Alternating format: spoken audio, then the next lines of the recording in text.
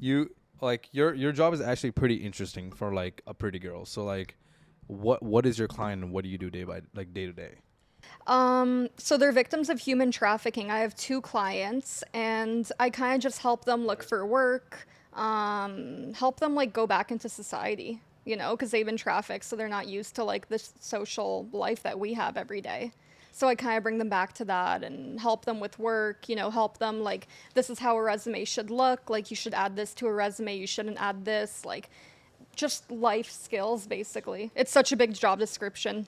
Interesting. Okay, so I have a couple of follow-up questions. So, one, they're all in Canada. They're like Yeah, Canadian. yeah. My clients are, but like one of them wasn't born in Canada. Okay.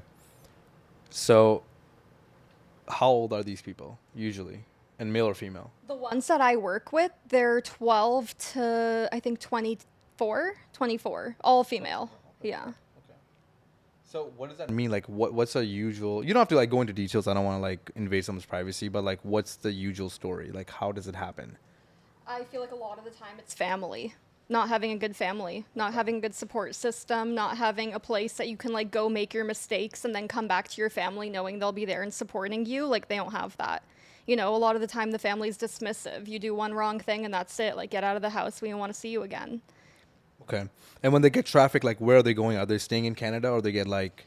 My clients do. They stay in Canada, and then after, with other stories, like they probably get trafficked into other countries. I've heard of like smuggling them across the border in trucks and stuff. So, yeah, but that's not my clients. It's more like in Canada, more in the GTA area. And a lot of the time, like you've probably run into someone getting trafficked. You just didn't know. Fuck. Happens Okay. in malls. Yeah, a lot of public places.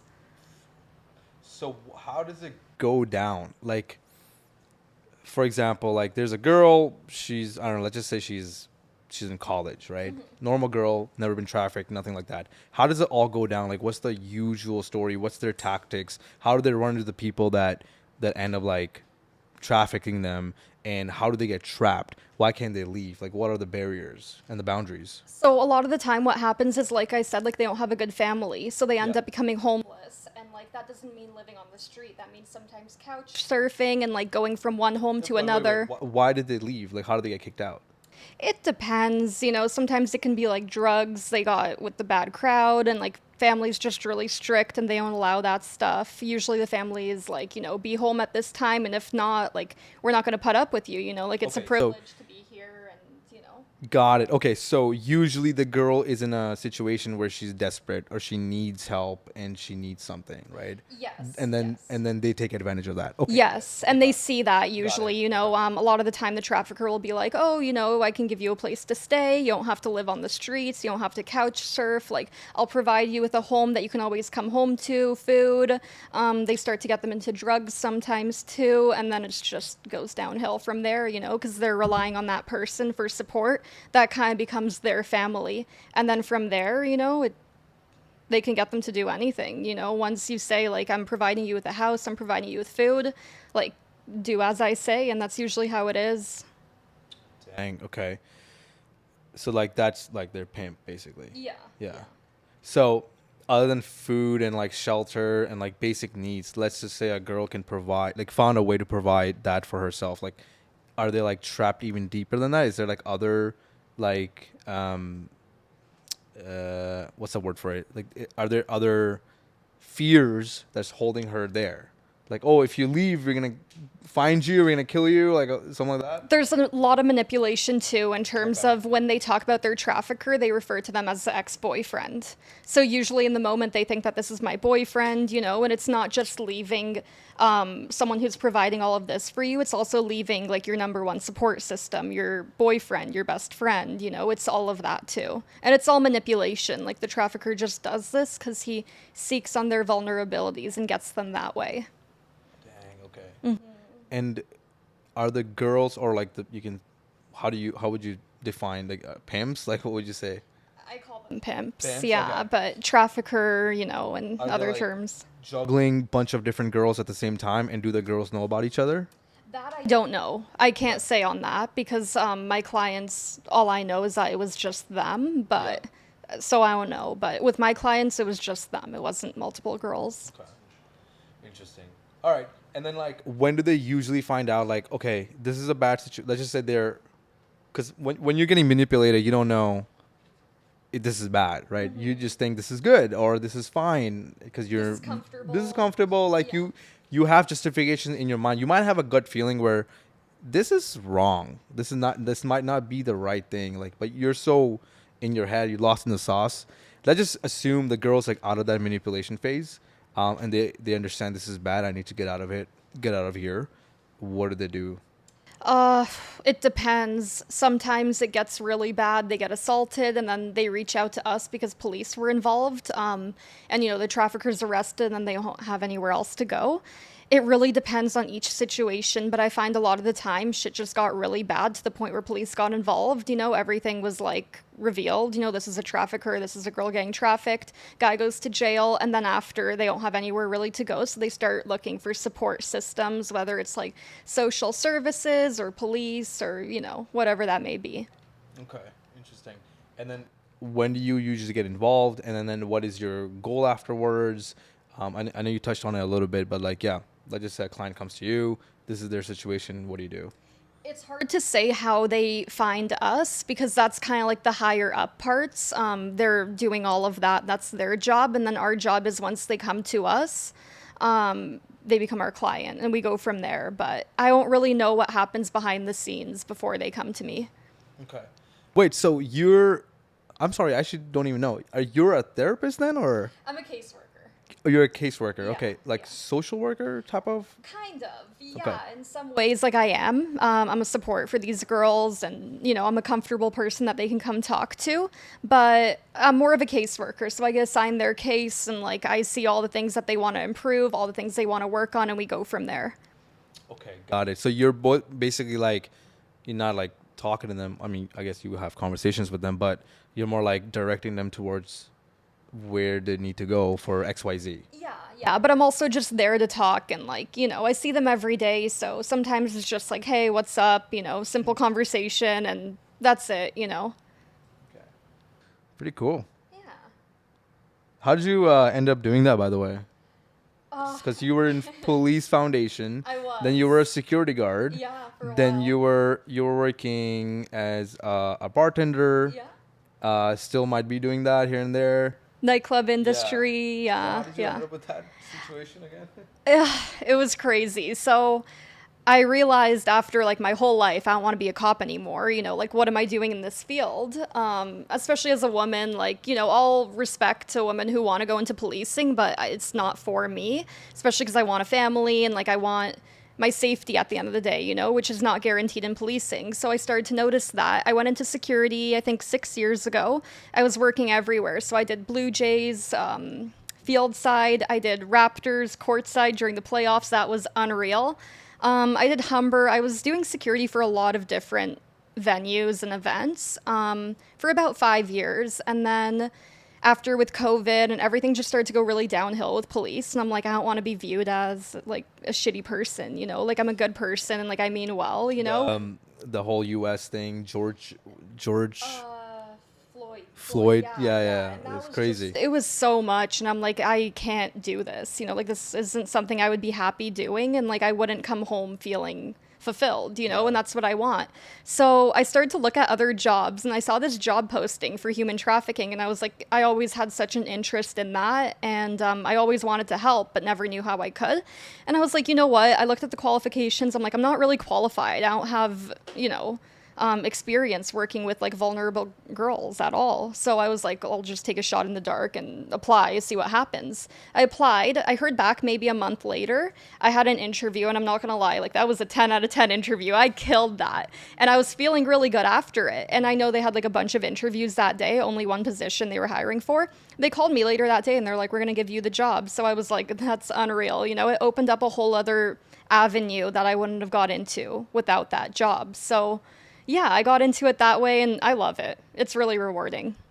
Yeah, no, I can see you like it. That was my next question, Nick. Do you love it? I do. You do? I love Okay. the clients I work with. Yeah. And like just seeing them come to you and say like, you know, you changed my life and this and that, it makes you feel so good about yourself. And That's awesome. I talked to an old professor that I had that was my police foundation's professor, and he said, like, I think you made the right decision. Like, I was doing policing for 20 years, and I don't think you'll ever feel as fulfilled doing policing as you will doing your kind of work. Yeah, So I it was think so. nice to hear. Yeah. Yeah, I honestly don't think so because like policing, I don't know what it's like for females. Maybe a little bit different than males because males just get shit on. Like, people lie to you. People. The number one call in North America is domestic abuse, and when you get there, it's like the person you're trying to save is now hitting you for trying to save them. Don't touch my boyfriend. Like, I hate. You know what I mean? It's just like, what is going on? People just shit on you. They lie to you. They hate you. And I feel like that really, I don't know. I've never been a cop before, but I think that probably had some kind of like detrimental effect on someone's psychology. Of course, of course. And they don't see you as like what you've been through, what you're doing in this field of work. They see you as like you're the bad guy because you're wearing this uniform, and like right off the bat they hate you. Yeah. And it's not fair. I get there are like corrupt cops. There are in every industry, and it sucks when people of authority are corrupt and they use that to their advantage. But it just sucks because there are a lot of good people, and I went to school with a lot of good people that are now cops, and I see them doing the work, and it's awesome to see, and it's rewarding. So I'm happy that they're doing it, but just not for me. Yeah, I wanted to be like I wanted to be either in the army or like in the military unit or be a cop. And as I grew older, I'm like, absolutely fucking not. Like, fuck that shit. Cause like, it's especially now, like in 2023, now and like 5 years ago and like onwards, everybody has a phone. There's a camera everywhere. And like, let's just say you have a really shit fucking day and you pull someone over. Cause I see these things on TikToks all the time. I'm sure you do as well. Somebody, a cop pulls them over and they're like, yo, can I get your ID? And they just want to argue, and the cops loses his mind, and everyone hates the cop. They get suspended or they get fired, whatever. Again, there's corrupt cops as well, and I'm sure they're racist cops as well, whatever. But I think most cops are just worked up. They've just been like getting lied to, trying to get like getting shot at. People hate them. They're just worked up, and like when something bad happens and they lose their mind, people have no fucking chill for them. There's like no mercy. Like, you're a cop, fuck you. Like, this is so bad. That's the thing. And like with that too, it's like you pull someone over and they have that attitude towards you. That person giving the attitude doesn't know that the cop has got this with like the last 20 calls that they attended. They attend right away and they get shit on just because of the uniform they wear. And it's like that's kind of the last straw with some of them. They lose their shit after, and it's caught on video, and then it's another thing with like having the phones nowadays is anything can be caught on video and like just out of context too. You don't know that this person was yelling at the cop 2 minutes before and then took the phone out and started videotaping. Exactly. So it's very it's bad. Seeing everything right now just makes me so happy with my decision to change my mind and not continue with it. Yeah. I mean, I'm surprised. Like, you chose Police Foundation. Like, what was the reason behind that? I was naive. You know how they say, like, ignorance is bliss? Yeah. That was it. I just didn't know, like, the severity of it. I didn't know how easy it was to get assaulted on the job and stuff like that, especially as a woman. You can't defend yourself, and backup's not going to be there in a minute. They can take, like, a while for them to come. So it's just, I don't know. I was really ignorant, naive, thinking, like, oh, I'll do good. Like, I'll be the hero. No. I mean, you're a hero now, right? Kind of. In other ways, yeah. You got what you want. So we were talking about your job, which is, you help human trafficked victims with their life. Just want to get a quick question out of the way. Just out of my curiosity, what has been like? You don't have to share it if you want, but like, what has been like the craziest story you ever heard? How long you been doing this for, by the way? A year. A little over a year now, so. It's been a good amount of time. Yeah. Honestly, the craziest thing is family trafficking their daughter from a young age. Yeah. Damn. From like how old? 4. 4? Yeah. What do you mean 4? 4 years old? 4 years old. Yeah. What? Yeah. Bro, I have a niece that's 15 months old, so just 6 months away from 2 years. Yeah. That. Yeah, you can't even and the parents, not to mention, like her own mother. And like, do we know why? Is there any? I don't know fully. I'll never understand why. What was your reaction when you heard that? I couldn't believe it. I was like, really? 4? Like her own mother? Yeah. Yeah. Does she remember? Like, Yeah. she was She's 4. well, she's 22 and still in that Yeah, lifestyle. yeah. You know, Yeah, it's no all she trauma. knows. It's all she knows. 4 years old. It's like you don't know anything else. What is she doing now? Is she working or is she? She's gone. We don't know. Oh. Probably. That's the thing is Yeah. like I don't want to get too into it, but it was just we couldn't help her, you know. So. No, that totally makes sense. Yeah. Okay. Dang. Yeah, that's a heavy one. You asked. I know it's a heavy answer. Yeah, it's a heavy question. I'm more intrigued in like fuck what we were gonna talk about. I'm way more intrigued in this shit now. Like, and it is true. Like, for someone, that's all she knows, right? That's all she knows, and like anything that's like a normal life might actually be uncomfortable for her. Yeah. Like, human trafficking might be uncomfortable for me and you. Yeah, exactly. Yeah. Exactly. Yeah, that's insane. Yeah. Jesus Christ. Okay. Now if you could be doing anything else, would you? You sure? Okay. If you could be doing anything else, would you be doing anything else? Yeah, I would be doing a lot of things. I have a lot of different things in mind, but I don't know. It's like you have a goal, but there's no pathway to get there. So it's kind of just, you know, an idea that you have that one day maybe you'll be able to accomplish, but you don't really know how to get there. What would be like? Okay, if I gave you all the money in the world right now, what would you do? So you would quit your job. I would probably invest in like stocks and I don't know much about Bitcoin and crypto, Yeah. but I don't know. I'd talk to people and figure Yeah. that out. Yeah. But I would invest my money if I had a lot of money. If I didn't have a lot of money and I, you know, saw myself as like a hustler, I can do this and that and accomplish everything. I'd start my own business. Yeah. Anywhere from skincare to lipstick to No, Nicole, it's amount of money that you don't need to do any of that to make more money. It's just unlimited money. It's like so much money. So like you don't need to do stocks or anything like that. What would you do? travel the world for a living and like find a way to like make money off that. Why are you still trying to make money? We have money. Okay, well, if It's I could, I would unlimited just money. travel the world. Okay, travel And the world. enjoy, like, live my best life, you know, do all the things that I've always wanted to do, like go cliff jumping, skydiving, you know, in beautiful locations all around the world. And I don't know, see what every country has to offer, learn about different cultures and religions, and yeah, just really like educate myself on like the way other people live, you know, outside of Canada and America. And the last trip you took was Cuba? Hard to say. Not in Canada. Just Not in Canada, yeah, Cuba. Cuba. Yeah. Okay, that was in June. That was in June. Okay, and I heard you met someone. I did, yeah. Who did you meet? I met this guy. Okay, and And we started dating for a bit. And yeah, the rest is history. That's all she wrote. okay, so was this your boyfriend? Is this your boyfriend?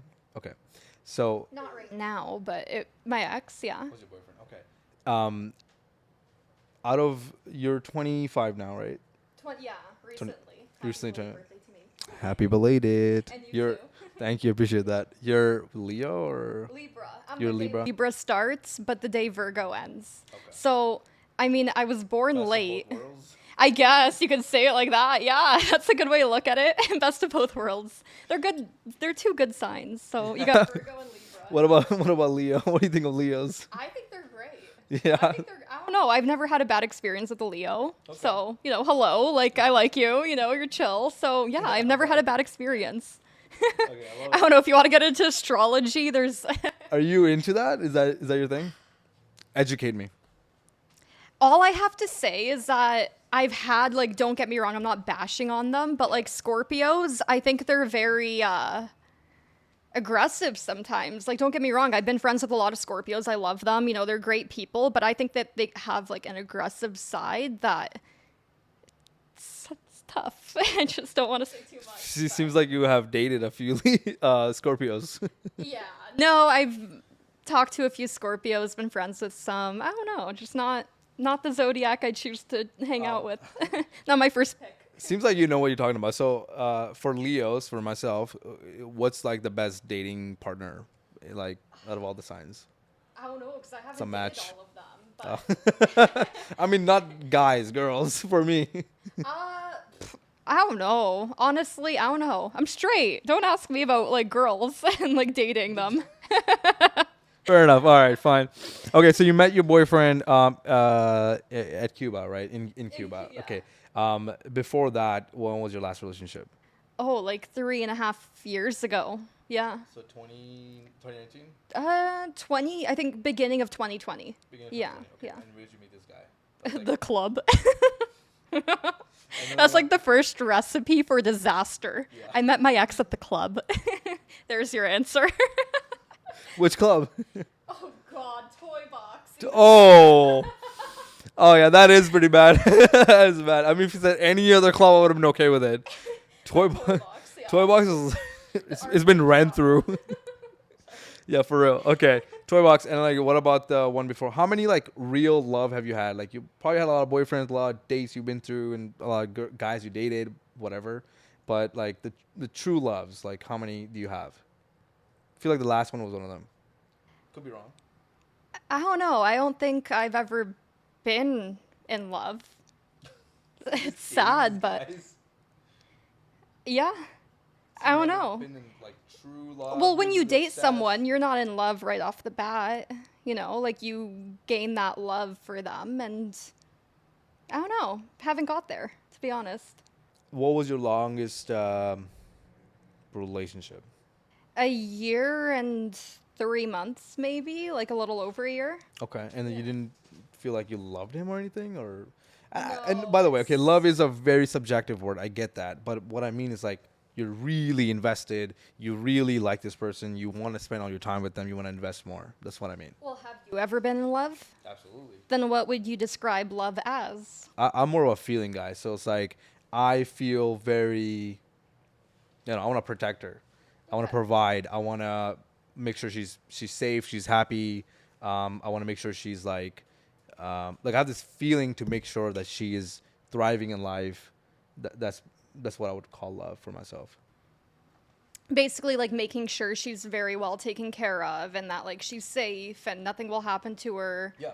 Okay. Yeah, and I think she's pretty and she smells good. You know, Yeah, okay. all those things as well. See, I don't know. It's different because I guess a girl being in love, it's like you don't look for those things. You don't look to protect your man. Like that's what he should be there for. You want to be protected. Yeah, yeah. I don't know. I'd say I've never really been in love then. So Okay. I don't know. I'm dating to get there, but I haven't got there. Damn. Okay. From a Polish, that's hard to believe. I know. We're all like relationship people. Yeah, but- Europeans are very well. You're basically Canadian. I get that, but like very Western cultured. Mm-hmm. Is your parent were they born here or were they? They're from Poland. Okay, so they're like, okay, got it. I was raised like very Polish, like Polish Christmas. We speak Polish in the house. You can speak Polish. Yeah. Yeah. Oh shit. Oh shit. I didn't know that. All right. Good shit. Okay. Don't ask me to speak Polish. I won't. Is gonna listen and be like, "Damn, she sucks. She can't really speak Polish. It's broken." Okay. Interesting. Never been in love. That's hard to believe. Did you ever feel like? I want to bring a point up, but we can skip it. We can cut this out if you're not comfortable with it. You did tell me that you never cheated on anybody either. Yeah. Yeah. Okay. So when you're dating this person, and you're not really in love, like you're not investing a lot. I wouldn't say that. When I think back, it's like, okay, maybe at the time I thought I was in love, but looking back, was I really? It's just maybe in the moment I'm like, fascinated by like the thought of them and whatever, but Are you just like, because you're past it? Are you just saying that because, you don't want to give them the validation of like I was in love with you? no. Like you truly believe that when you were in that relationship, you absolutely did not was head over heels for them. I mean, I can see myself getting there, but once like a certain turn of events happen, it's like you kind of start to like have a wall up, and then you don't really let yourself get to that point after. At least with me, I put up a wall, and then once some things happen, it's like, okay, I'm not going to fully open up to you like I was going to because of these things that happened. And that's not like cheating, it's like other things, maybe I don't know, maybe I'm very picky or maybe I'm very particular on how I want my partner to act, but yeah, I put up a wall and then I just don't really let myself get there. It's sad, but it's true. Would you agree that it's fear? Yeah. Yeah. Like you're afraid, like if I open up to you, I might get hurt. Yeah. Oh, for sure. So, when do you think first time felt like, okay, if I open up to a person equals hurt? Like, when did that equation happen in your mind? I guess since like a young age. Yeah. To like, not to talk on like, what happened to me in my past. Like growing up, I got bullied and stuff, but it was a lot of the time like people I was friends with that were bullying me behind my back, And it's like, thinking about it, it makes sense why I am the way that I am now is because, I had these friends, I had people I trusted, and then it's like they don't have my best intentions at heart, That's why I kind of project that into relationships, I think, too. Okay, interesting. Do you ever feel like you're a bit like lonely then? No, I wouldn't say lonely. You don't feel lonely at all? No. Okay, so like who are your closest friends or slash like your emotional support? My girls, I love them. Okay, so when you open up to your girls, you don't feel like you're gonna get betrayed or anything? No, it's like it's different, I guess. It's different. And I open up to my mom a lot. Not that she has the best advice or, things to say, but I just feel like that's someone who at the end of the day wants my best interest and like is just, selflessly giving me this advice, not because they have something to win out of it. Okay. So you don't feel like any hesitation opening up to your mom or your girls? With my mom, I wouldn't tell her everything. And like Okay. with my friends too, I don't want to tell them everything. But with some things, I'll go to my mom and other things, I'll go to my friends, So I have those people that I go to for different things. But in the end, I feel like I'm fully supported. With like my whole life, I can go to different people for these kind of things. And like I have support. Yeah. So yeah. Interesting. I mean, like, I'm trying to understand, like, how can friendship at a younger age affect your relationship? It's like, why do you have that wall? Why do you feel fear? You might get hurt, all that. Like, why is that? That's what I'm trying to understand. I think at the end of the day, it's just the people I trust and like decide to bring into my close circle. Like that's why I kind of group them together is because these are the people that I choose to have in my life. It's not like family where it's like these are the people that you're born into. It's like the family you choose to have. So I feel like that is why I group them together because these are the individuals I decide to trust, with like my deepest secrets and all of that. So I feel like I do group them together because it's like you're not my born into family, but you're like the family I chose. You're the people I chose to like have in my close circle, and I'm very picky about that. So that's why I kind of group them together. It's like if I trust you, like I'm supposed to trust you too because you're all in my circle, whether it's you're my boyfriend or my best friend, like I lean on you for support and like I trust you and I tell you like my deepest darkest secrets. And yeah, I hold friends to like I guess a higher standard and I don't fully understand why, but yeah, I do. Interesting. Okay. Yeah. So like, let's just say, have you ever had a situation where like, okay, you're with your boyfriend or someone you're dating, like it's like a deep thing, and they're like fucking vulnerable. They're opening up to you and like they're being like, you can see that they're very vulnerable. They're being very honest. Yeah. And in that situation, like, do you match that energy, or what do? You're just like, okay, cool, bro. I do both actually. I match the energy like depending on the time and place, like if someone's telling me about like the shit day they had and like why everything leading up to it made it worse, like I'll be there, I'll listen, and I'll support you. But then also like if you give me something, I'll give you something too, it's like if you trust me to tell me all of this, I'll trust you and I'll tell you stuff too. Okay. Speaking about dating, so you meet somebody. Stop looking at my notes. You you meet someone, right? Let's just say you're not dating them or anything. You met somebody at a bar or a club, a coffee shop, friends of a friend at an event, whatever it might be, and you think they're cool, they're fascinating, whatever, right? And what's the first thing you do when you get home? You really think, oh, that person was awesome. Like, you really think about them for a second, right? Well, what's the first thing you do when you get home? Depends. Like, what do you mean? Like, do I have them on social media Yeah. or? Yeah, I go look at their page, Okay. of course. You look We at all their- do, yeah. okay. You look at their Instagram, right? That's why I'm asking for their Instagram, not their Yeah. phone number. Dang, okay, cool. So, like, I was just literally just like getting you to my next. Do I have drunk goggles? Like, are you good looking? Or, like, you know what I mean? Like, Yeah, no, I get that sounds so shitty. But it's like, did I see you right? Or am I just really drunk? You know, and I gotta look back at the photo and be like, is he cute? That's so bad. That's all good. We all have drunk goggles, though. Yeah. We've all been there. I just have goggles. You see someone when you're drunk and you're like, oh my God. And then you look at them sober and you're like, literally, what was I thinking? Is it the looks for you?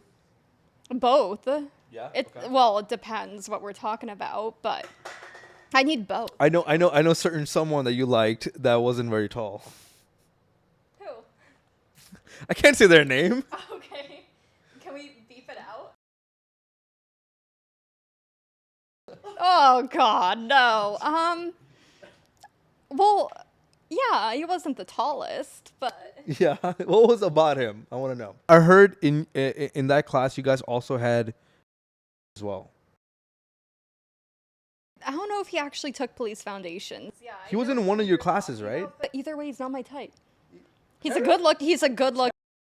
Fucking stud. I know, but not my type. I don't know what it was. Cool. I fucking love that guy. I know. He's dope. He's easy to talk to. He's like a gym guy too. He looks good. I fucking love him, man. Fucking. My, Okay, he wasn't your. he wasn't my type. He wasn't my type. So you like hockey type of dudes. Yeah. I like it. Okay, cool. Because I was gonna say homeboy that we were just talking about. kind. Can I just say? Sorry. Well, you need a little bit of toxic in there, right? Okay, so you look at their social media. Okay, and then what is it about their social media that you like and don't like? Like, what is it something about them that you go, okay, I look at their page, like, oh my god, that guy's cool, so cool, he's awesome, whatever. That guy's okay. I thought he was cool, but I guess he's not. Because I swear to God, nowadays, you get judged more on your social media than who you really are in person, what you even look like. Like, it's insane. Because you might meet a person, you not give a fuck about them. You go home, you look at their social media, they're like, oh, what? This guy travels? Oh, what? He was jumping off a cliff? Oh, what? This guy knows this really famous person? Oh, my God. Yeah. It does play a part because in the end, like, do you want a guy who, and just like the same with girls, do you want someone who just like is a pretty face on Instagram and has nothing behind them? You know, like no personality, no nothing, you know, like no background to them, no depth. It's like, do you really want to be with someone like that? I personally don't, you know, so I look at everything, even if they don't post it. Like at the end of the day, if I go out with you, am I having a good time? Like, are we going out? Are we, you know, vibing together? Do we have similar interests? You know, it's like, it's all of that. But at the end of the day, like, you can be a pretty face on Instagram and like a good looking guy, but if there's nothing more to you, then, you know, you can find a bunch of good looking people online. You know, like pull up your phone and you see a bunch of Instagram models, like female and male, you know, like you have that all, but is there anything more to it? And sometimes there is, you know, they just don't want to show it. But what I'm looking for is both. You know, I want to be attracted to you and I want to be into you as well. Like when looks, if I'm blind, like, will I still vibe with you? And will we still have that same connection? You know, even if I don't see you and even if I'm not attracted to you anymore. Hopefully not. Hopefully that doesn't happen because I think attraction is key. Even my parents, like they're still together 25 years later and like they still are attracted to each other. And I find that so important, you know, like maybe they don't mesh that well with like their interests, but they're still attracted to each other. Yeah, I don't know, but for me, I need both. I need both. Okay, so looks we understand pretty well. in terms of like the depth, like what is it about them that you might like, might not like? Yeah, we're talking about so you get their Instagram, you look it over, and yeah, you like the looks, you like, you know, superficial stuff, but like you're looking for something deeper. So on social media, what are you looking for on a guy's profile that um that gives you a hint that he has something deeper going on? His lifestyle, like, do you do anything more than take photos? You know, like, are you do you have friends? Like, do you own clothes? Like, you know, do you have photos that like have clothes, and like, do you go out with friends? Like, do you do stuff? Like, do you go fishing, snowboarding? Like, I don't know. It can be more than that, but like, if it's for me, I want to make sure that like we have the same interests, you know, because at the end of the day, like, I'm an adventurous person. I love to go out and do things. So like, if someone can't match that energy, then what am I gonna do? Like, leave you behind at home and like go with my girls and like do all those fun things and then come home to you and tell you about it? Like, no, I want you to be there with me and like match that energy, you know? Yeah. Have you ever like got someone's Instagram and went, "Oh God, cringe, ew, he was cool, but not anymore." Like based on the social media, you're just like not interested anymore. What did you see? It's hard to say because like right off the bat, I don't usually vibe with anyone. Like, it's hard for me to get to that point. So if I meet someone like out and about and like I look at their Instagram, like it hasn't really happened before where like I cringed off the bat looking at their Instagram after talking to them. But it definitely can happen. Like in Toronto and stuff, like there's I don't want to sound bad saying this, but there's a lot of people that just put their best life out there and there's nothing more to it. Like, I'm sure people can say that about me too. Like, you know, you post like a lot of good photos, going out clubbing, you know, like in all these nice outfits, but like, is there more to you? There is. Do I post it? Sometimes, like on my story, yeah. Like, I don't really make posts about it, but I don't know. It's hard to say because, like, thinking about it now, I don't post like my best life, you know, like going out snowmobiling, snowboarding, because like at the end of the day, I don't really look good in those photos. Like I'm gross, greasy, and sweaty, and like sometimes kind of drunk too in those photos. Like I don't look my best. So obviously, I don't want to post it. But I feel like as a guy, it's a bit different, you know? Yes, it is. Yeah. So I feel like they should be able to like have photos with their boys or like have photos going out and like doing cool stuff, you know? Because at the end of the day, like, yeah, if you're just like a pretty face and a nice body, like that's cool, but there's nothing more to that. You know, it's just surface level. What is something that you have found cringe? Like you looked at someone's Instagram, you went, "Oh God, not that."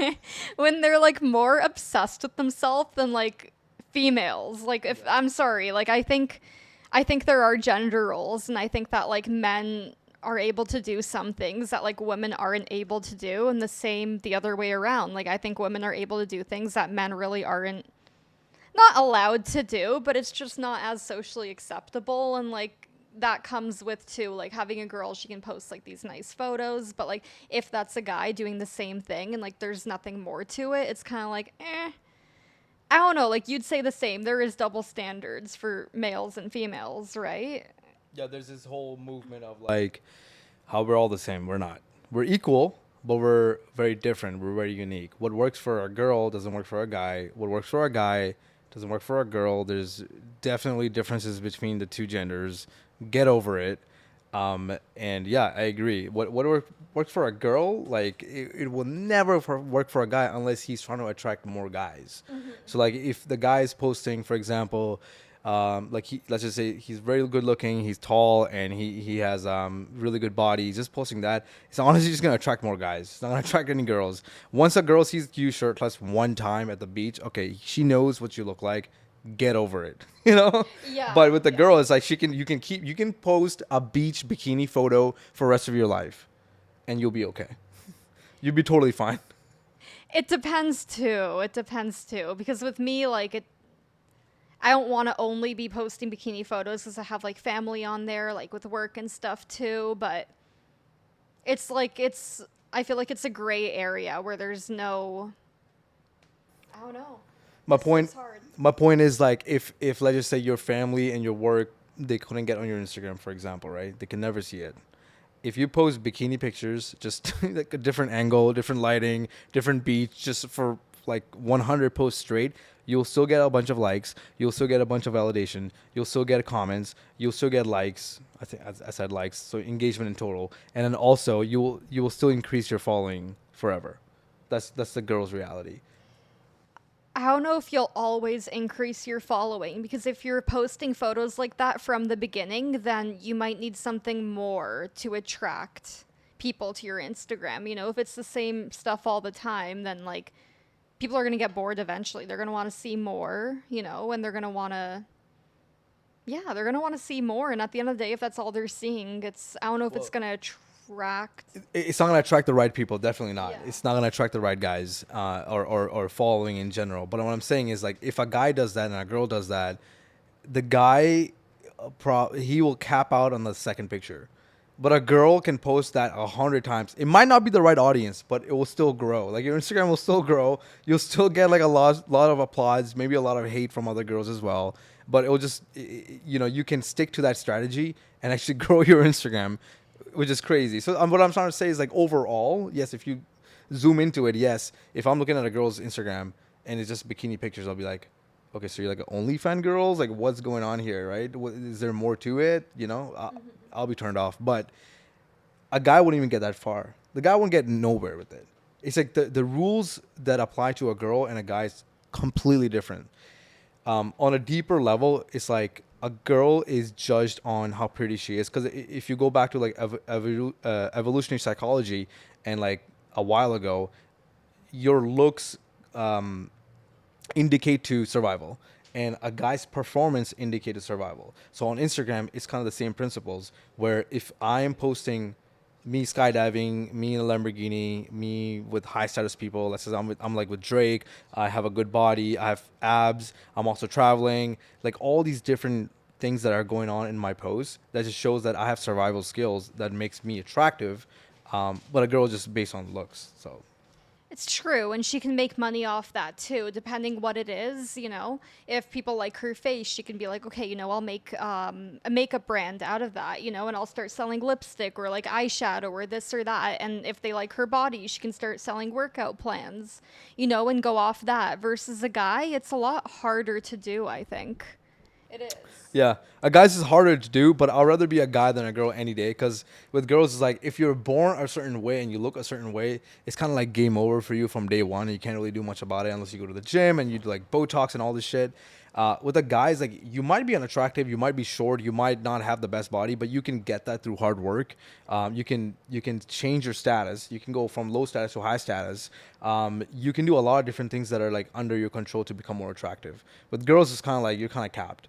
And at the same time with girls, you guys peak earlier than guys. Guys usually peak around the like 30s, 35. You know, that's when we have our shit together. You know, that's what we're working towards. But with girls, like, you guys peak around 18 to 24. Yeah. And as soon as you go downhill, it's kind of sucks, kind of game over. Well, it's just like Leonardo DiCaprio, right? Exactly. He won't He date knows girls. what's up. He won't date girls over 25. And I would love to have him on and see his opinion on that. But I do see what you say with that. Yeah. Yeah, exactly. With your, you know, you're just 25 now. Yeah.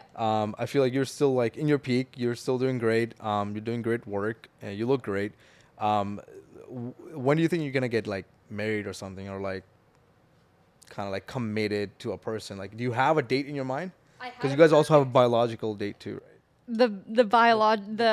The clock, yes. That's what they call it, the clock.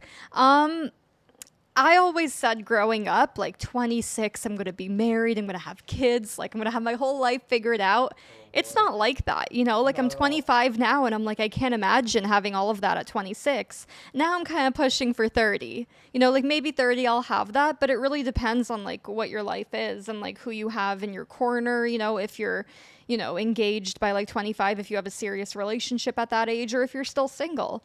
So it really depends. And it's hard to say when women peak. It really depends on each person.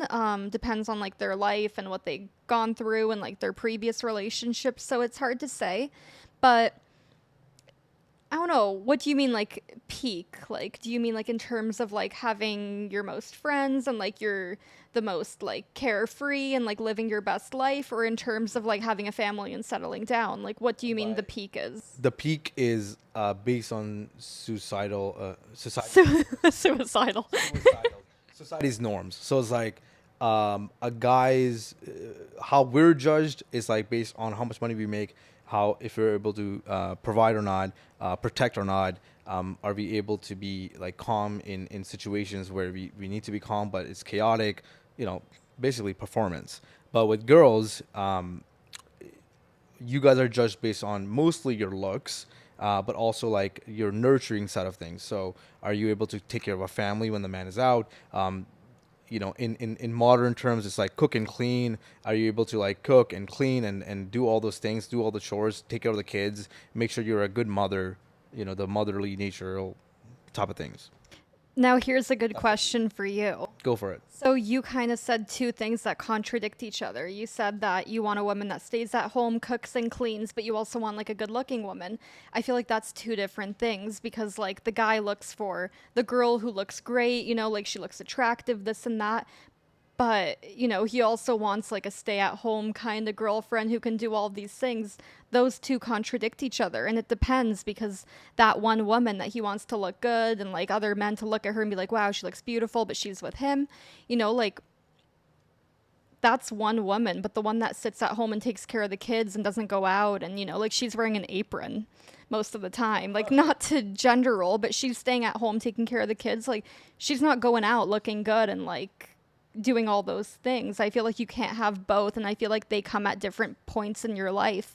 And I feel like right now where I am is I'm at the point where it's like go out, get dressed, look good, you know, but I can't see myself like in 10 years having kids and having other responsibilities, plus potentially a job and a husband, you know, also going out and looking good. And, you know, so I feel like those two kind of contradict each other. And it's hard because I know that like some men want like that good looking Instagram girl, but then they also want like a stay at home girl that's not going to go out, not going to go clubbing. But it's like, can you get the two? Like, can you? What do you think? Can you? I definitely think you can. I don't think they contradict each other at all. What I'm talking about is like not what I want. I'm talking about like what's the society, like traditional gender roles kind of want. And I think you can do both. Definitely you can, you know. At different points in your life, I You think. definitely can do both. You can look amazing, take care of yourself and take care of your family, and the man does the same. He looks good and he take care of you and take care of his family as well. And it's like you guys are a team. And I don't think they contradict each other at all. Like if you really talk about like what your day-to-day life is like, you can definitely go to the gym and be able to cook. I do that all the time. Like right now, I've been living alone for a while, and I cook my own food. I clean my own apartment. I go to the gym. I still go to my job. I still do things like these, like events and podcasts and content creation, edit them, post them out, research, read books. Like there's more than time in the world to do all of that. But add kids into that.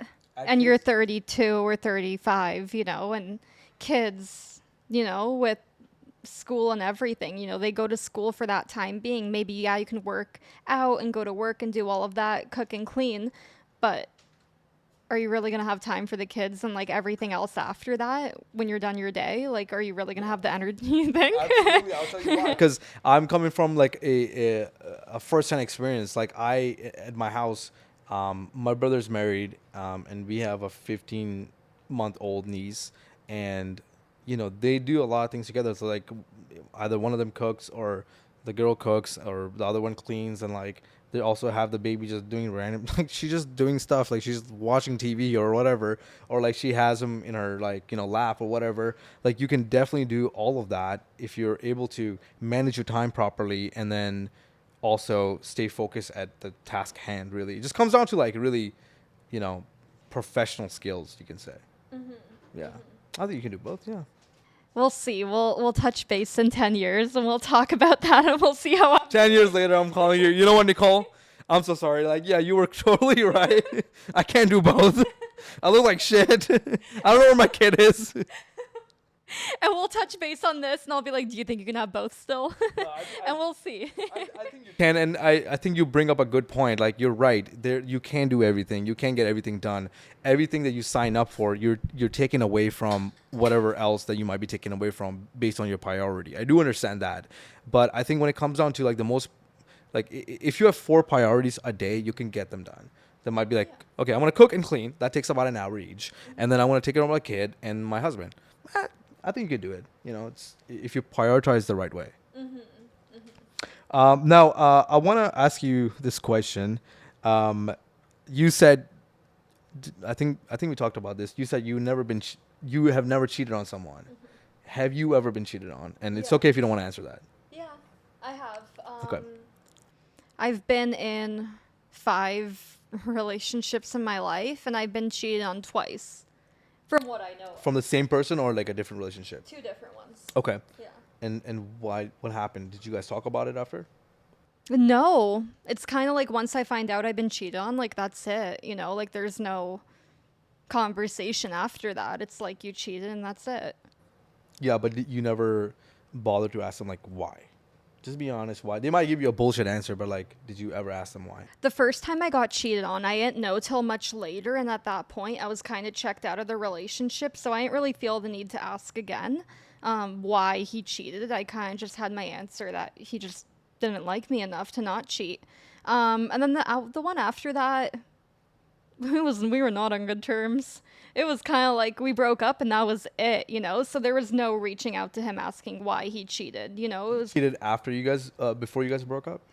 kind of right before we broke up. So like I knew and then we broke up and stuff. So it was like, yeah, I just left it. It's like no reason to revisit that. Like we're both done with each other. So yeah, I don't know. Closure would be nice too. But at the end of the day, like that is my closure, you know, knowing that they don't respect me enough to give me an answer or to not cheat. So Did you like how did you handle that? How did you get over it? Did you like handle it well? Did you not care about this person anymore? So you were just like whatever, or was it like very hurtful? it was hurtful. It's like a betrayal Both of and them? oh yeah. It's like a lack of trust, you know, in like future relationships too. And it sucks because the person who is like, you know, with you at the time, they don't have your full trust because of things that people in the past have done to you. And I don't think that's fair, but that's just the way life is, you know, like life isn't always fair. You know, you get dealt these cards and you just got to make with what you have. So when I got cheated on, yeah, it sucked. It was really hard. And like, I think that now with my relationships, people pay the price, you know, because of my exes. And it sucks, but that's something I'm working on still too. You know, I don't want them to, you know, have that, you know, like live with that and like be dating me knowing that like I don't fully trust them and like I might not for a while. It sucks and I wouldn't want to be that person in return. So I'm trying, but there's no manual on how to get over it. Yeah, there really isn't. It's more like, you know, person to person thing. So before, when you got cheated on the first time, were you able to, like, how was that relationship? Were you able to fully open up to this person? Did you trust them a lot? Was it like a big reality shifting situation for you? It's hard to say because like that relationship I kind of went into it knowing that this isn't my person. It was just like fun and a nice relationship, like convenient at the time, you know, like we were in college, we had like the same friend group. Sorry, can you repeat the question? My question was, the first time when you got cheated on, was it like a very reality shifting situation for you? Because did you trust them a lot? Was it like a relationship you put a lot into? You invested a lot. You trusted this person. You opened up. You were vulnerable. I'd say I trusted them. Was I like vulnerable and opening up? Not really. I was still young, but like there was trust, you know, because there wasn't a reason for there not to be. You've never been cheated on, so that's a whole different reality, right? Exactly. And that's the thing is that like we had the same friend group, you know, like we hung out with the same people. So I'm like, if I ever get cheated on, like I would know, you know, these people would cover for me and they'd tell me right away. wasn't the case. You know, I got cheated on, and I think I found out like 3 months later, and that was a huge like reality check because I always went around on my high horse being like, I never got cheated on. Like, if I ever did, I would know, you know, like trying to be like a psychologist or like read the signs beforehand. Like, no, that's not the case. You know, you get blindsided.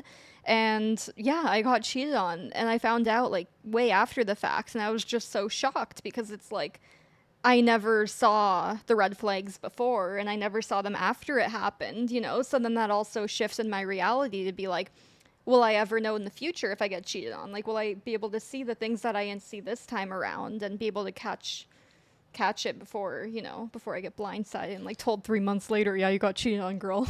Yeah.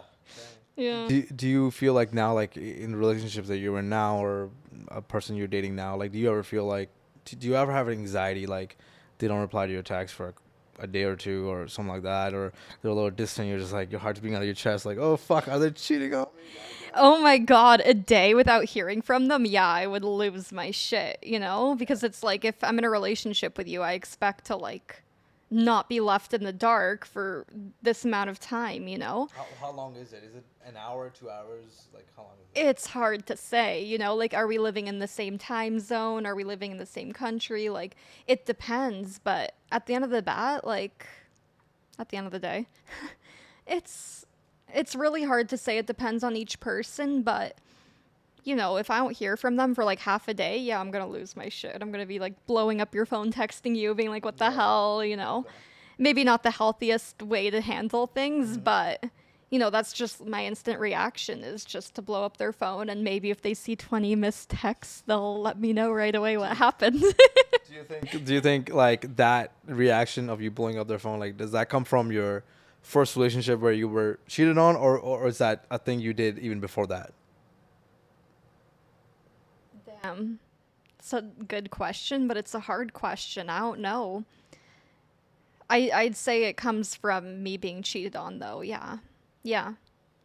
Definitely, actually, because I never did that before. Yeah. So that answers the question. Yeah. From cheating. Because earlier also you said that, you know, you never been in love with someone because you have a hard time being vulnerable. I mean, it's hard for all of us. It's hard for me as well. Being vulnerable, being honest, being an open book to somebody and letting them like in, really, right? I was trying to see if you stopped doing that after all the cheating and all the betrayal you have had, or was that something that was kind of like even before that, before your childhood or teens and whatever? I know you said it was because of the bullying thing, but I was like, okay, let me see, let me dig a little bit deeper. I think it comes from bullying. Yeah. And then getting cheated on too just heightens it. And I think that's why, like, I have this lack of trust in people. You know, like, the people I chose to have in my circle is, like, the people who also betrayed me. So it's hard to get that back. I want to, if you're okay with this, like, I want to know, like, what is it like to be bullied as a girl? Because I've never been bullied. I'm gonna be honest with you, but I've had people try to bully me, and we just ended up fighting. And then I lost a lot of fights, but every time I fought, people left me alone. You know, they just didn't want to fuck with me anymore. I lost most fights, but I won a few too. And when it comes to a guy getting bullied, like a boy getting bullied, it just comes down to, like, I don't know, I guess the bully wants to be a dominant over you, take your shit, beat you up, whatever. It's very physical. Like, it's a very physical act where I'm going to bully you. That means I want to beat the shit out of you. I'm going to call you names, maybe a little bit psychological as well. But is it the same for girls too? No, it's like emotional. It's an emotional thing. It's an emotional thing. And oh, wow. Actually, now that you mentioned it, I'm thinking back, and yeah, I was bullied a lot for like the way I looked, the way I sounded, and that is a lot of why I have the insecurities I have now. You know, it did carry on to my adult life, and it sucks. But yeah, I was bullied a lot for my appearance, the way I looked, the way I sounded. You know, I had an accent. I didn't speak English till I was 5 or 6. So. Oh, no way. Yeah, I was in school, and I was speaking Polish. I don't know if that's what they called it, but yeah. It was like English as second language or something like that. Yeah, yeah. But I did take something in school to meet with the counselor to kind of pick up on like the things that other kids already had. Yeah. Where'd you grow up? Well, here in Canada, but my parents are from Poland. No, I mean like we're in Canada. Georgetown. Oh, so okay, you're originally from Georgetown. Okay. Yeah, Do yeah. you know who else is from Georgetown? Fuck, the name kind of sounds familiar. I mean, there's a good chance you guys went to the same high school because he's our age. He's like 26-ish, 26 or 25, something like that. I think he's younger than me. Show me a photo after. Yeah, I definitely will. That would be sick. Yeah, we'll beep it up. In the last, so you're talking about cheating. I want to know in the last 3 to 5 years, what has been the most 35 years. 3 to 5 3 to 5, yes. in the in the last three Like, I haven't been alive for 35 years, but yeah, let's go there. 3 to 5 years. What has been the most traumatic event for you? Like, in terms of relationships? No, just anything. Oh my god, we're getting deep here. Oh, If you want to answer, it's totally cool. well, I was, For me, it's been relationships. Yeah.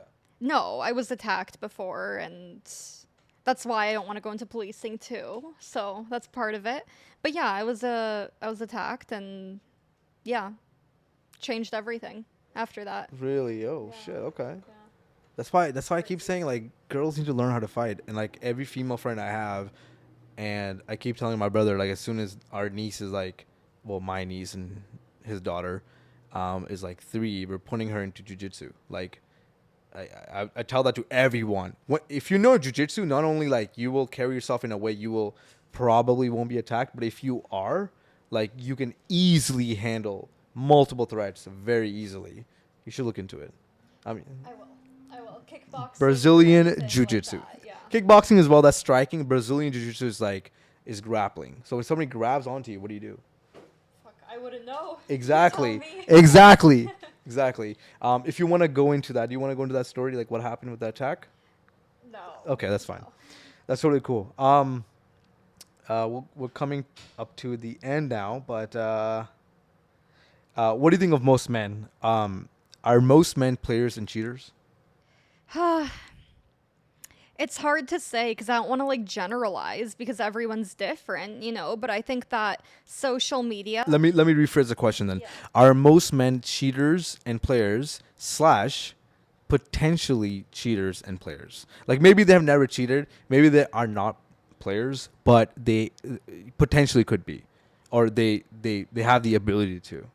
I don't want to say yes because like No, don't be hesitant. Like just go for it. I have like more hope for society and just people and human beings in general. But yeah, I do think that they are. Yeah, but just it's not just men, it's women too. I'm not bashing one gender, I think it's everyone. And I think that social media is a big part in it. I really do. It's just so quick and easy to access other options, versus when our parents were young or grandparents were young, even to go back even further, like it wasn't like that where you're swiping, for example, on Tinder, like you see all these different options. You're like, swipe, swipe, swipe, swipe. Oh, I like her, swipe, like it's so easy and accessible nowadays. I love your answer so much because I'm about to destroy you in a second. It's not about the genders at all. It's not about the genders at all. But how many how many sexual partners do you think a male has on average before they get married or settle down, whatever? 35 might be. Yeah, I'd say like 30. Yeah. How many sexual partners they have? It's 30? Yeah, I don't know. I don't want to believe that, but No, but just go for it. Like, what do you think usually? What do you actually think? like, yeah, probably around 30 to 50. Oh God. Yeah, I'd say 30 to 50. That sounds so bad. Okay. I don't want to think of like my future husband being with like 30 to 50 different women, and then there's me. I mean, holy shit. I feel like the one you might end up with probably has close to that or even over that. The one I end up with, why? I mean, let's be honest. Like, I'll get to that first in a second. But so, on average, studies show that an average male has about 7 sexual partners before they get married. Yes. This is statistics? Yes. Straight up. From where? Straight up. I'll show it to you. I'll show you the source. This is this is very true. And and there's no way you got that from somewhere. This is absolutely true. I'll show it to you in a second. And then you said most men are either players or cheaters or have the capability to be players and cheaters. That's absolutely not true. Let me tell you something. That is coming from the 5% of top males you have met in your life. 95% of males are fucking cashiers behind McDonald's and Walmart that you don't even notice. Like, have you ever been to McDonald's and a meal? You probably don't even remember this. Do you remember a meal cashier behind McDonald's ever? No. Exactly. 95% of male are, first of all, I'll probably say 75 to 80% of male you don't even see outside. They're inside playing video games. They have no sexual partners. They honestly don't have friends. And then the top 15 to 20% you kind of see outside, but they're kind of in the background. And the top 5% is the one you actually acknowledge in your psychology, date, and even talk to. Those are the top 5% males. But someone like me who doesn't go on Tinder, doesn't go on Bumble, and who meets whoever, out and about on the street, are they the cheaters? Because they're not the ones sitting at home playing video games. They're out and about. That's how I met them. That's why I like them, because they're out and about. They're not sitting at home. That's the thing. They're out about, and then they piqued your interest. That's the thing. It's like there's something about them that piqued your interest, and then you based a lot of like men are, and I swear to God, I'm not bashing you on this because I wish more males were capable of being players and cheaters. I really wish to, because a lot of these guys live in quiet desperation. Like they have no sexual options. They really don't. If you look at the studies past COVID, an average male has 0 to 1 sexual partner in the last 2 years. So what I'm saying, I really don't. I know you don't believe that, but I'll take you one day, like just maybe yeah, like on a Saturday or a Sunday, we'll grab a coffee in the morning, and I'll take you to Target. I'll take you to Walmart. That's where you Mc- find them. That's where you find them. McDonald's, and then we won't even see half of them because they're not even outside. A lot of these guys who are like working aisle 6, shelving up whatever, you don't even notice them. They're not even there. They're NPCs to you. Your psychological radar don't even pick up on them. They're not even there.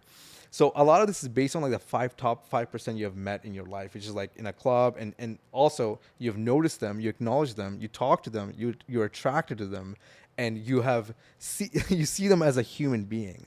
The rest, like 95% of males, are like deleted from your psychology. So I wish you were wrong, but you're right. It's interesting. Yeah. I don't know, because it's also like, is this a study based on like a survey that they were given and they answered the questions themselves? I don't know. I haven't looked in that depth, but I'll show you the study. But also, I want you to go out when you leave this room, and as you go about your day for the next like week or two, just notice people who are driving the bus, the people who are standing by TDC, the guys who work at McDonald's, the guys who work at McDonald's, the guys who work at like I don't know, Lockers or Popeyes, and like these regular dudes that are not even picked up. Like your radar is not even picking them up. That's a male. That's a human being, Nicole. That's a human being. That's a male that's living in quiet desperation who has no sexual options at all. With Tinder, with everything, they have nothing going on for them. It kind of sucks. But I wanted to see what you think, and you have answered the question like how every single girl I ask, like every one of my female friends, I'm like, do you think most guys are players and cheaters? They're like, yeah, most guys are players and cheaters. I'm like, they're not, because they don't have the options to even cheat. I I, I know a lot of guys that if they had you, they wouldn't even look at another girl again. It's hard to would just say forget about because it. look at the OnlyFans, like look at girls who have OnlyFans. If you were to look at like the people that are subscribing to that content, is it those men that quote unquote are the cheaters, the ones that are going out to clubs and the ones that are like going and talking to women, are those the cheaters or is it the ones sitting at home with their wife, subscribe to this girl's OnlyFans, paying like $20 a month to see her naked, and like sitting there and the wife's like, wow, my husband's great. Like he doesn't do anything but like sit at home and like go to work and cook and clean. But then behind the scenes, he's really like on OnlyFans, like looking at other women and like drooling on like all these young, good-looking females, and then his wife is, thinking this is the best man ever. Like he would never go cheat on me, but I don't think the girls thinking that, but I just don't see like high value men that like, have a business and have all this stuff going for them, like subscribing to OnlyFans and like putting their money into that You'd and be putting their surprised. time into that. I know. I You'd be don't surprised. know because Yeah. I'm like a woman But and a you- female. But I don't you know. no, you bring up a really good point. Like who is more of a cheater than the guy who's actually cheating or having sex with another girl behind the wife or the girlfriend's back? Or I think it's a lot more cheating and even creepier to be subscribed to an OnlyFans girl and drooling over that, because it shows you like, because there's a level of respect I have for a guy if he has a girl at home and he goes out and he cheats on her with another female. There's a level of respect that I would have for a guy compared to a guy who can't even do that, so he just like settles for a webcam girl or like a OnlyFans girl and just drooling over her and like sending her money and all this. I don't know. I think if you stream, you get money too as well. Yeah. It's like a thing going on with the OnlyFans girls, so they make money from like streaming as well as OnlyFans, and that's how they get more clients. But yeah, you bring up a pretty good point. I think that's more of cheating than even like the guy actually who's pulling, Because the reason I'm bringing because this he's up valuable too- to enough to even pull. Yeah, yeah, and that's the thing is he doesn't need to look online and like subscribe to like $30 a month to like watch this girl, get off online. It's as cheap as probably $5. Like, holy shit, they yeah, nice try. But like at the end of the day, I was talking to a guy who did run an OnlyFans, and he said that he sells the girlfriend experience. So the experience that like this girl is going and like doing all these things and like reaching out to the guy, being like, "Hey, I'm over here thinking about you. Like, what are you up to?" And I just think that that's the guy who's probably sitting at home with the wife, and the wife's like has no idea what's going on, and he's like, my wife's boring and she doesn't have anything to offer, so I'm over here talking to this OnlyFans girl that's like 20 years old, super hot, taking off all her clothes for me, like telling me 6 in the morning she misses me, but at the end of the day, it's not her. It's like someone running her account, yeah, and selling like the girlfriend relation. And he said he's like the number one audience is like lonely men that just want something more. So it's like, who is the cheater? Is it the one who is successful and goes out and like talks to some girls and maybe makes out with them, or the one who's at home with his wife saying I would never do this and that, but also like putting his money aside for another girl and essentially paying her rent? Yeah, I think the guy who's paying for the thing is a lot more of a cheater than the guy's actually pulling. Yeah, definitely. Because It's a gray area, like, are men cheaters? I think that, yeah, but in different aspects, like in different ways, I think they are. Not all men. Like, I'm sure there's a lot of great men, just like a lot of great women, but I do think that it's changed a lot in the last 50 years to what it was before when our grandparents were young, the grandparents. I know. I miss those times. Like, give me the notebook and, yeah. God damn it, the grandparents. I'm a hopeless romantic. I live for that. Yeah, no. I think most guys are, including me. Like, I'm very hopeless romantic, and like I feel like, shut up, shut up. I really am, but I feel like the girls I meet, I just feel like they don't really deserve that, so I just never go down that route. Now, I wanted to ask you a question. Have you ever been asked out by a celebrity or like a really famous influencer Like on a date? on a date? Just like come over, like whatever, invited to something. Yeah. Who's it? I'm not telling you. I swear to God, if it's Drake, bro. Can you guys beep it out? Yeah. If I do? Okay, It was beep it out.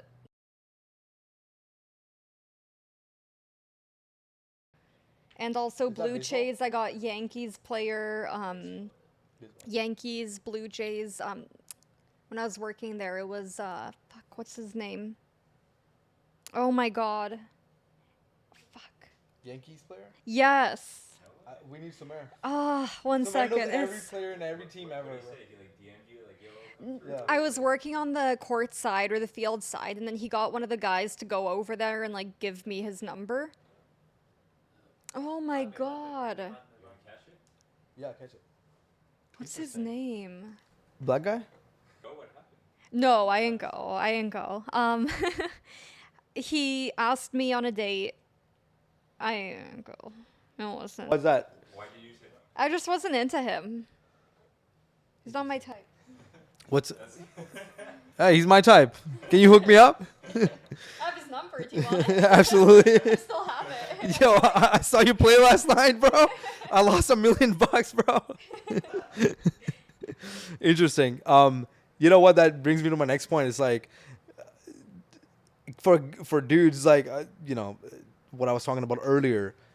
Most guys are not baseball players, or they don't have much going on, right? Even like whatever we have going on, they don't even have that much. It's just like they're completely down in the barrel, and it's like girls a lot of times judge guys on the top 5% that they kind of meeting and getting asked out on, and it just blows my mind. I love that.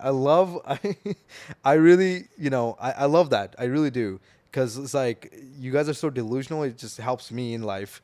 What do you mean delusional? How Be- so? Because I wish Dasha was here. I really wish, because you guys can go back and forth. But that's the thing. Most girls who are attractive, like a lot of my female friends, they all think like the 5% of guys that they're meeting on a boat, on a yacht, and they're driving around a Ferrari. They think like every guy's just doing that, and most guys are really not. It's like really, really, really small percentage of people.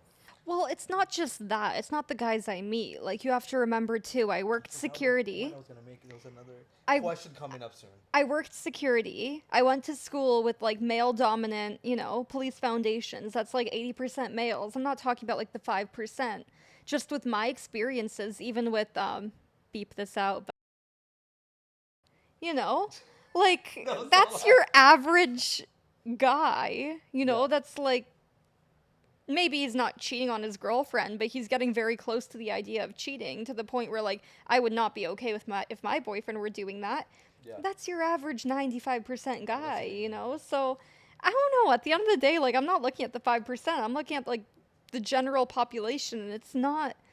What do you think that is? Like, why do you think homie that we know? Yeah. Like, why is he like that? Why is he not happy with what he has? Because if I had what he had, no disrespect to her, but like I said, she was more attractive or whatever, and like I liked what she looked like, whatever, and I was happy in a relationship. I don't think I would be doing that, but I've never been in a relationship for that long. So, for example, like, what do you think that's the case? I think that when I see the girls he follows on Instagram, they're all half naked. They're all OnlyFans girls. Like, have you looked through his following? Like, I have, like, big titty blonde girl, like, ass out, like, half naked girls on my explore page. And I'm like, oh, like, let's see. I click on it because obviously you're going to want to click on it and see what's going on. Guess what? He's right there. He liked all that photos, like all of them. His name is right there on all the half naked women. And he's looking and he's double tapping and he's probably scrolling away and he's like, my girlfriend's a 2 because these girls are 10s. That's not okay. That's not okay. Every time I post a reel or an Instagram post or even a story, and like this summer I was like on a boat many times, and we were just having a good time, and like a bunch of girls were on the boat and just taking some like stories, and every single time I posted something like that, my man was up there liking it, texting me, why was I not on the boat, bro? Why did you not invite me? And like a part of me is like, brother, I love you and you're a male and I'm right there for you, like I'm right there with you, and it's like, come on anytime you want, but like, don't you have a girlfriend? Yeah. There you go. And I think that a big part of that, like, let's say if he were, living in the 1950s with his girlfriend, I don't think that we'd be talking about him right now. I don't think that it would be like a topic of conversation that, like, he's quote unquote loyal, but like, to what extent, Because I'm telling you, every single half naked blonde girl with blue eyes I see on Instagram in a bikini, he's there. Do you believe That pisses me off. That pisses me off because I'm like, you're in a relationship and you've been for a while, and it's so disrespectful. In my opinion. Do you believe that a guy can be absolutely loving and loyal? Okay, maybe not loyal. Okay, we'll replace that word for now. A guy could be very loving, caring, protective, can provide for you and your families. You have kids with them, whatever. and still go like once a while, just cheat on you here and there, do you think that person is still very loving to you, or do you feel like no, that person cannot love you? No, it's a respect thing that at the end of the day, like if I'm with you, like you're with me, you know, and it goes both ways. Like I just don't understand why it's so hard to be loyal. Okay, I don't so know. I want to bring up a good point. So you said a guy who's it's kind of like not cheating, but in a way you could say it's cheating if the person is like paying the OnlyFans, um, liking all the big titty girls on Instagram, and like the explore page full of just tits, whatever, right? And he's just drooling over girls online or even in person, whatever, or maybe even behind your back when he goes to a bar talking to a bunch of girls and flirting with them. Maybe nothing happens, but he likes the attention. Is it the same thing for a girl to go out and do the same thing where like, okay, your man is not there, it's a girls night out, you guys are all attractive, you guys all go to a club, and you guys get invited to booths and free bottle service and all this shit? Isn't it the same thing? I don't think so. Oh, I don't think so. I just think that when women go out, it's for a different reason than when men go out. Like when I go out, I want to have a good time with my girls. I want to go get drunk, have fun, you know, look good. When men go out, I don't know. Why do you go out?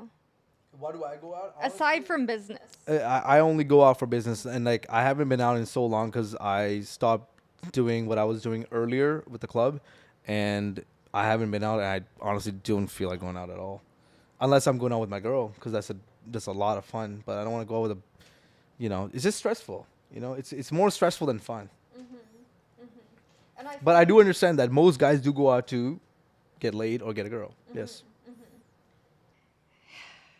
it's hard to say, but like if my man goes out, it's fine. Like at the end of the day, it's fine as long as I know you're loyal. And at the end of the day, if I go out too, it should be okay because I'm being loyal, you know? Yeah. But let's just say, okay, so would you agree, like, the guy who's paying for the OnlyFans and all that, and what are you thinking about? What do I think about that? No, what are you thinking about right now? No, I'm just thinking it's crazy that like out for a second, so I was like, what are you thinking about? no, I'm listening to you, but I just find it crazy that men in relationships will subscribe to another girl to see her naked when they have that all at home. You know, and if that's really all they want, then why are you paying for? I just find it crazy. I'll tell you why. It's not crazy. It's the fact that most guys cannot get the dream girl they really want because they haven't put in the amount of work they need to put in to get the dream girl they really, really fucking want. To just settle for the girl that they could get, and then they drool over what it could have been. That's basically what it is. It's a life of quiet desperation. That's sad. Yeah, it is. Most guys' life is sad. They don't perform at the level they should perform at. Like, I'm like, wake up at 5 a.m., go to your gym, do your meditation, do your work, go to jiu-jitsu, get home, work on your business, and like live and create a life that you fucking love. And create options for yourself as well. Like when you have 10,000 fucking options when it comes to like girls you can date at any given time, you're not going to be doing any of that shit because you're going to choose the best one out of those 10,000 options. But most guys don't pick a girl from options. They pick a girl out of desperation. That's why. And that's sad to me. Yeah, but like guys and girls' reality is very different. You have options based on your looks. We have options based on our performance. Performance needs work and discipline, and looks need good genetic and maybe Some plastic surgery. boob jobs and Kylie makeup or whatever it is. Facial, all that. That's done. Now we'll keep going with this one if you want to like reset it. Shit, I had a good question. I completely forgot. So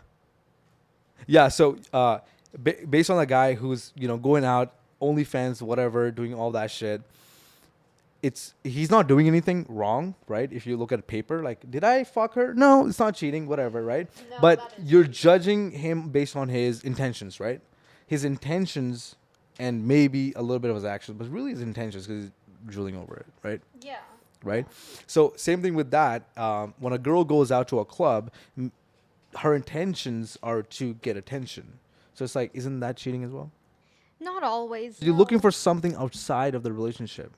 Yeah, sex is really far, but let's back it up a little bit. Even for attention, that's a little bit like you're looking for something outside of your relationship.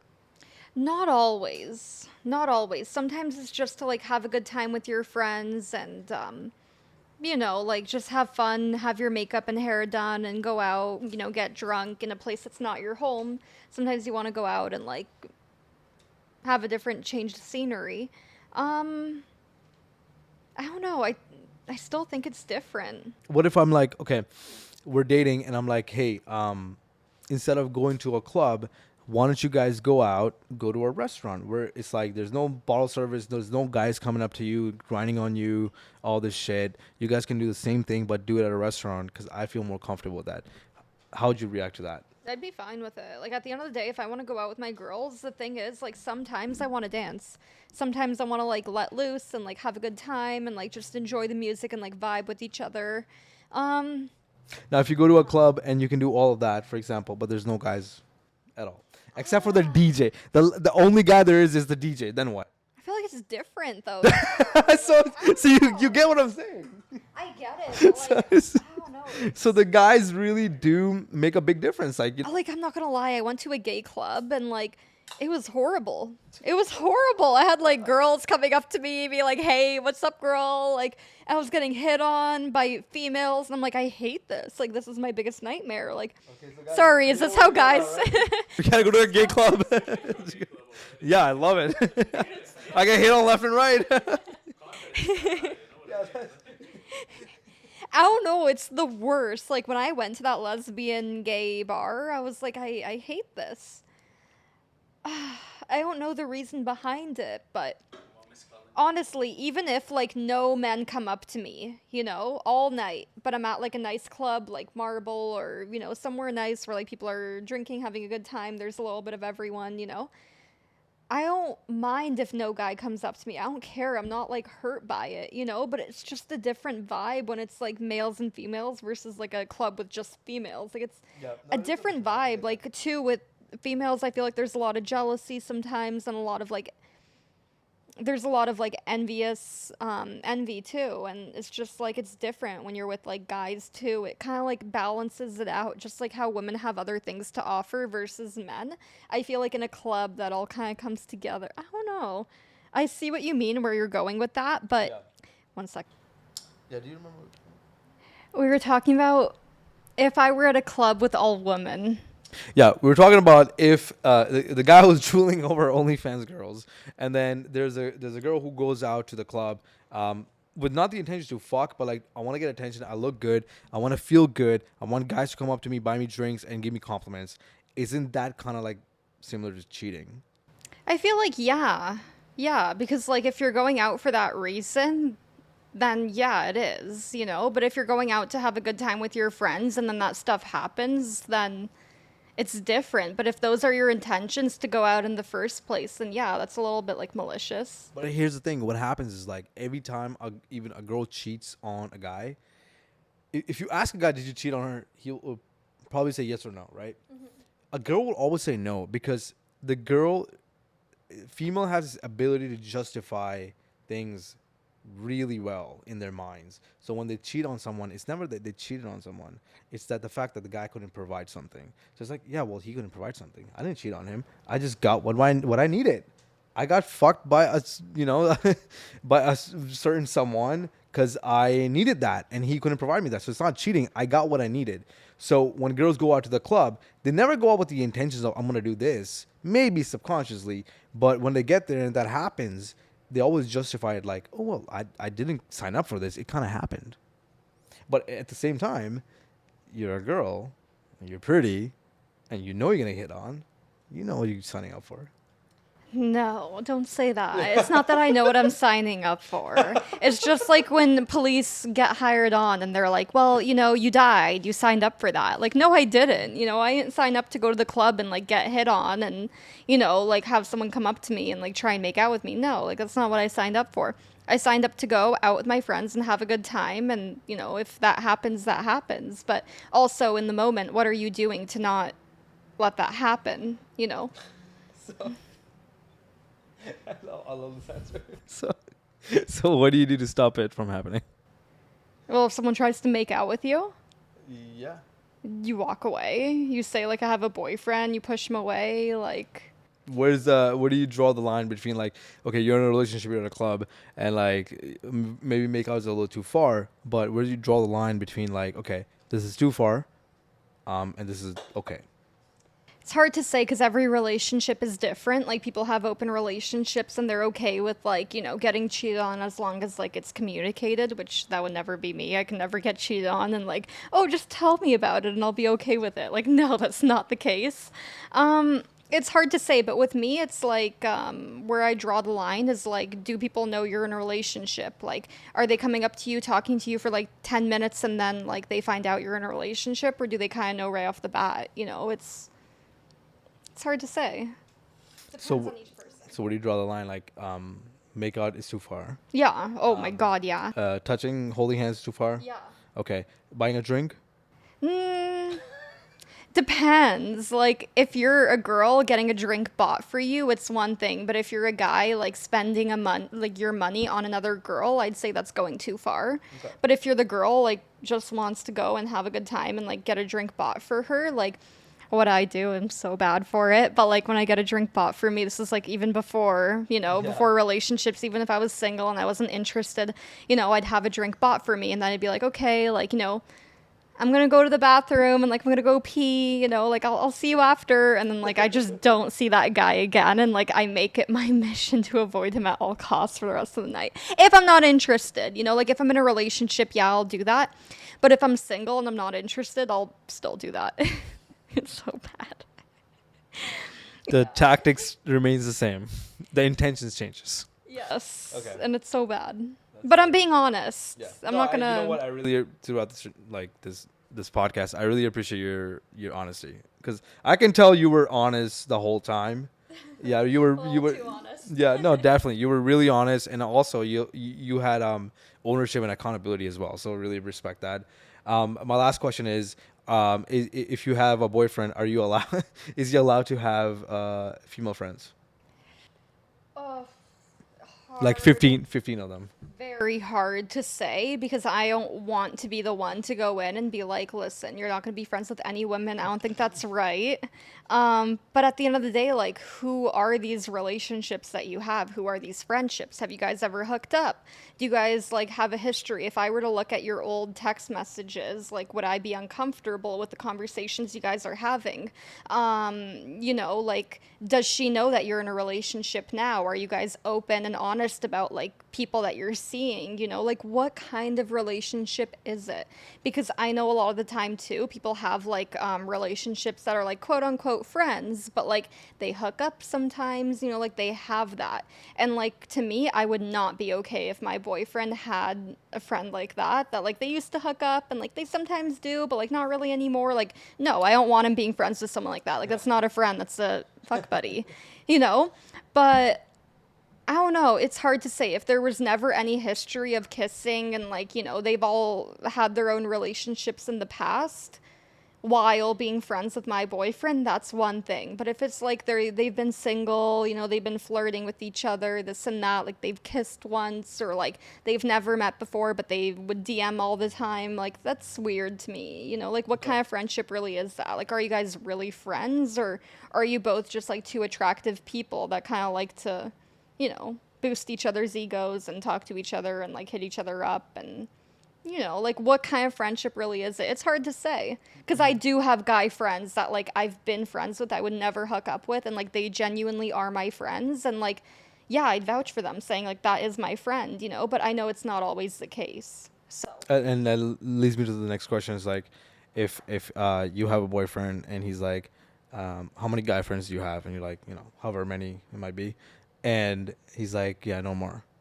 What would you say to that? I get that because it's like if you're in a relationship with someone and you're dating them, why do you need to have like friends of the opposite sex so bad? And it's like if I were dating a guy and he came to me and he's like, oh my God, I met this girl, like she's dope, like she's the best friend ever. I'd be like, that's weird. Like, let's hang out. Like, let's see how you guys are together. Like, let's see if that's really like a genuine friendship or if there's something more. Like, I just think that, like, if you're dating someone, you should be that person's person. Like, you shouldn't be competing with someone else, to get that person's approval and to get to be their number one spot, Like, I think if you're dating someone, you are their number one and that's it. There's no female friend that could get in the way. It's like you're up here if you're dating me and like everyone else is kind of down here. Like, I think that if you're dating someone, that's your number one. And I think that female friends could get in the way of that, depending why you guys are friends with each other. Female friends are often I'm like backup options too. Yeah, exactly. That's what I mean. Like, yeah. Well, you got backup options too. So like it's No, kind of fair, right? No, when I was in a relationship with my most recent boyfriend, I don't think I really had any guy friends. No. No, Nicole, I appreciate you coming on to this. Again, like you were very honest. I loved it. You took accountability, you took ownership, which is kind of like rare to see. Trust me. Like if I saw you were not taking ownership or like accountability, I would have like called it out. But you were doing a pretty good job, honestly. So this was great. Thank you. I appreciate you coming on. It was good And being hopefully on. we'll see you for part 2 when the other friends are here as well. For sure. Yeah? I'll be back. All right, cool. Cheers. Cheers. All right, cheers. Cool. Cool.